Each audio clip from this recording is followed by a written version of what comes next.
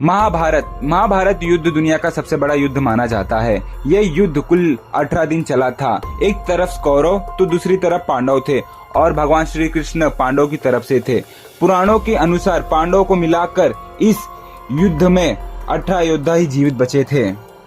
दोस्तों, इस वीडियो में आपको बताऊंगा कि जो महाभारत के कुल 18 दिन युद्ध हुए थे, एक एक दिन क्या क्या हुआ था। आज आपको वो जो है एक एक शॉर्ट में बताऊंगा ताकि आपको जल्दी समझे, आप बोर ना हो, आपका टाइम वेस्ट ना हो। तो दोस्तों, वीडियो में बने रहो आप।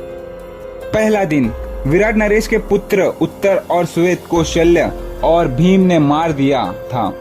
भीम ने पांडवों के कई सैनिकों का वध कर दिया था। दूसरा दिन, भीष्म ने अर्जुन और श्री कृष्ण को कई बार घायल किया। भीम ने हजारों कलिंग और निषाद मार दिया था। तीसरा दिन, भीम और उसका पुत्र घटोत्कच मिलकर दुर्योधन के सेना को भगा देते हैं। भीष्म का सामना करने के लिए अर्जुन को श्री कृष्ण समझाते हैं, लेकिन वो कर नहीं पाता। चौथा दिन, कौरवों ने अर्जुन को अपने बाणों से ढक दिया, लेकिन वो उसे पार कर गए। भीम ने कौरवों की सेना में हाहाकार मचा दिया और 14 कौरवों को मार दिया था। पांचवा दिन, श्री कृष्ण के उपदेश के बाद युद्ध की शुरुआत हुई। भीष्म ने पांडवों की सेना में खलबली मचा दी और सतयुकी को युद्ध से भगा दिया। छठा दिन, पांडवों ने मकर व्यूह और कौरवों ने क्रोध व्यूह के आकार की सेना उतारी। इस बीच कौरवों की क्षति देख दुर्योधन क्रोधित होता रहा। भीष्म ने पांडवों की सेना का नुकसान किया। सातवां दिन, अर्जुन ने कौरव सेना पर प्रहार किया। दुर्योधन युद्ध में हार जाता है, लेकिन अंत में पांडव सेना पर भीष्म हावी हो जाते हैं। आठवां दिन, घटोत्कच दुर्योधन को अपनी माया में फंसा लेता है। दिन के अंतिम प्रहार में भीम के हाथों से 9 और कौरवों का वध हो जाता है।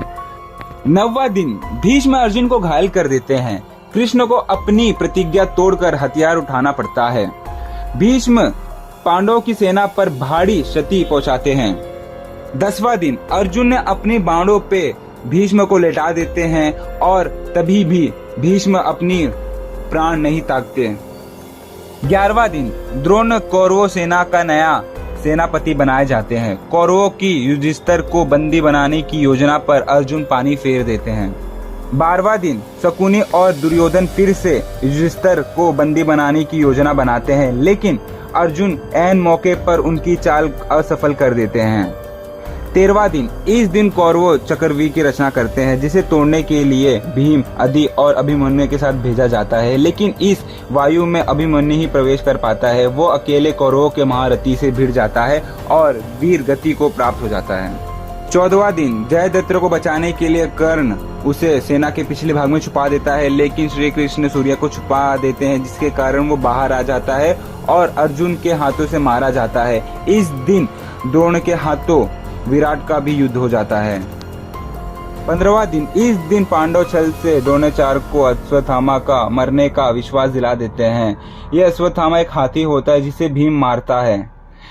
इससे नाराज होकर द्रोण ने समाधि ले लेता है और उसका सर काट देते हैं।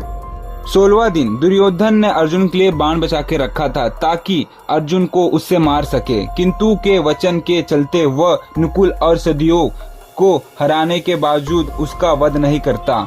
इसी दिन भीम के हाथ से दिश सेना का वध हो जाता है। 17वां दिन, कर्ण का सामना भीम और युधिष्ठिर से होता है, लेकिन किंतु के दिए वचन से वो उन्हें मारता नहीं। इसके बाद कर्ण और अर्जुन का युद्ध होता है। कर्ण के रथ का पहिया धंसने पर श्री कृष्ण के इशारे पर अर्जुन कर्ण को मार देता है। इस दिन 22 कौरवों को मारा जाता है। 18वां दिन, भीम बचे हुए कौरवों को मार देता है। दुर्योधन एक तालाब में छुप जाता है। जब भीम उसे पुकारता है गदे से लड़ने के लिए, तब वो आता है और भीम और दुर्योधन की लड़ाई होती है। भीम उसे मार देता है और दुर्योधन की मृत्यु हो जाती है। इस प्रकार पांडव की विजेता होती है। दोस्तों, अश्वत्थामा के ब्रह्मास्त्र का प्रयोग करने पर कृष्ण भगवान उसे कलयुग के अंत तक कोड़ी के रूप में जीवित रहने का श्राप देते।